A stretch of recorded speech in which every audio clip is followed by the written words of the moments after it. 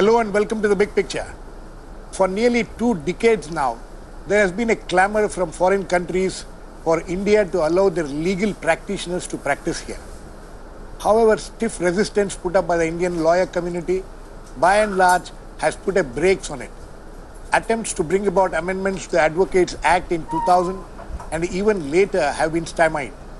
Meanwhile, a Madras High Court ruling in 2012 allowing foreign lawyers to come to India to advise their clients on deals is pending appeal in the Supreme Court right now. The NDA government, which got elected last year, has been showing keen interest to make foreign legal firms operating in India possible. A committee of secretaries of the Government of India is working on it and is expected to come out with a plan shortly. Meanwhile, lawyers and their various organizations are a divided lot on this issue. Today, we will look at all the pros and cons of the issue and what are the hurdles in making it possible and whether the proposal is desirable at all.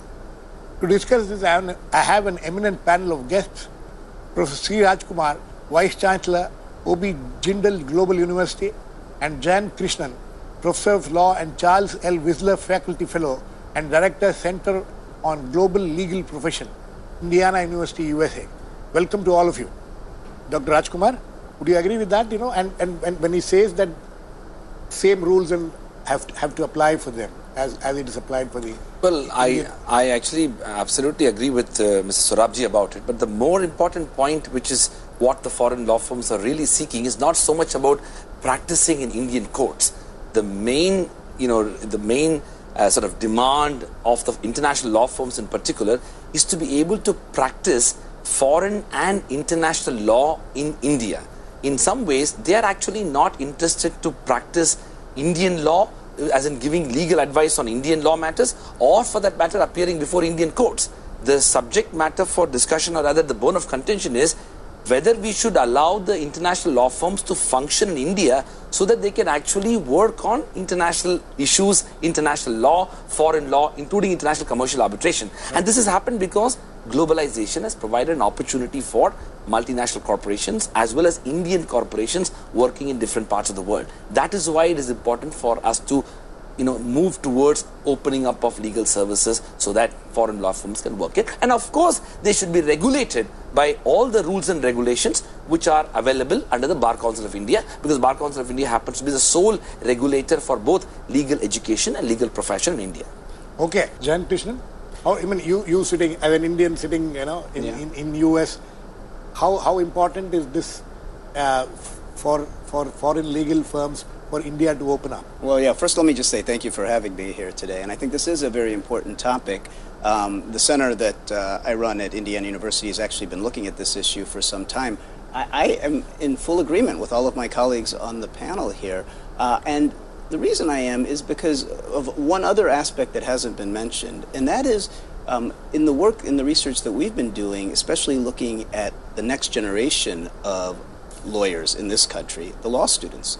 They are very, very excited about this opportunity to have foreign law firms come in, because I think, as our colleague has said, when the foreign law firms come in, it's not as though the foreigners themselves are going to be staffing these offices. They're going to be hiring, and they're going to be hiring local talent.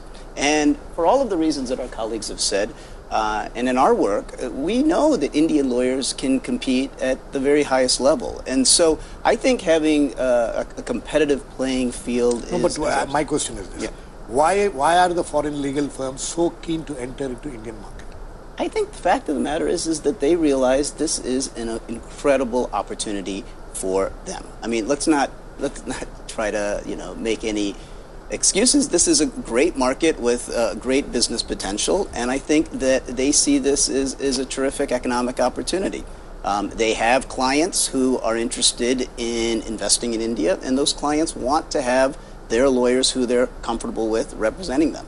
But as I also said earlier, I think it's important to realize that it would not be unusual to have foreign lawyers partnering or working with local lawyers and local law firms, and I can see that emerging as well. We've seen that in other contexts. We've seen that in China. We've seen that in Singapore, in Brazil. And so these types of joint ventures, it seems to me, are what's going to likely emerge, and I'm very excited about these possibilities. Okay, coming from a man like you, I hope that your fraternity will take it seriously, Dr. Rajkumar. So what do you think the government should do? Can they just go ahead now and open it up, or you think that there is need for a certain amount of, yeah, but the legal framework is putting such the that, kind of framework. So there is obviously the Advocates Act, it's a parliament enacted statute, a very old legislation, is the sole regulatory body that regulates both legal education and legal profession in the country. So in fact, one of the big challenges of opening up of the law firms is the fact that the government just cannot do it as an executive decision. It has to go through a process. Through a parliamentary process, or get the Bar Council of India to have a framework which will allow that they will regulate the entry of, because you don't need to actually have an amendment to the legislation at all. The legislation has sufficient provisions which will allow the Bar Council of India to regulate the entry of foreign law firms into India. Now, historically, as you rightly said, in fact, the largest resistance did not actually come from the large lawyers who are spread across. In fact, it's one of the not so well kept secrets. The opposition to the entry of foreign law firms is not the litigators. It is the Indian law firms who I strongly believe have strong vested interest in ensuring that international law firms don't come into India, because the first thing that will happen is they need to democratize their functioning itself. They need to significantly enhance their compensation framework. They need to redefine their partnership framework, which will allow people beyond the family to be part of the partnership framework. All these things will dramatically change the contours of legal firm practice in India. So the first step, better. You will think it for the better. Absolutely. And I think, as Jay mentioned, one of the things which we need to understand is, at the end of the day, we have 1,240 law schools in India. Every year, we are graduating 50 to 60,000 law students. Now, if we are to talk about the future of the legal profession in the country, we need to have a diversified set of career opportunities, which will include legal practice in courts, but also have a framework of allowing commercial law firms, Indian as well as international, available for them. And the biggest challenge in relation to reciprocity is not so much whether Indian law firms should be allowed to practice overseas and Indian lawyers, which already, by the way, exists. In fact, I am admitted to the New York bar. I am an Indian national and I was practicing in New York. In fact, a foreigner, even if studied in Indian law school, is actually prohibited to practice in India under the Advocates Act. But New York or US does not have nationality-based restriction to practice. That part of it is not the problem. The point about the level playing field is an important point which we cannot entirely dismiss. The point is not about the practice itself. It's about the ability of Indian lawyers and the type and the quality of legal education that we are giving to our students, which will enable them. The fact of the matter is, most of our law schools suffer from mediocrity. So if we have... So that also will rise. Exactly. So competition, as Mr. Sorabji quite rightly mentioned, will enable the legal profession and the quality of legal services to improve. It will challenge the law schools in India to be able to churn out better lawyers who can in turn contribute to the legal profession. Jan? Do you agree with that? I do. I would just say one sort of corollary to that, which is it's true that historically the law firms in this country have not been as democracy-based as we might like.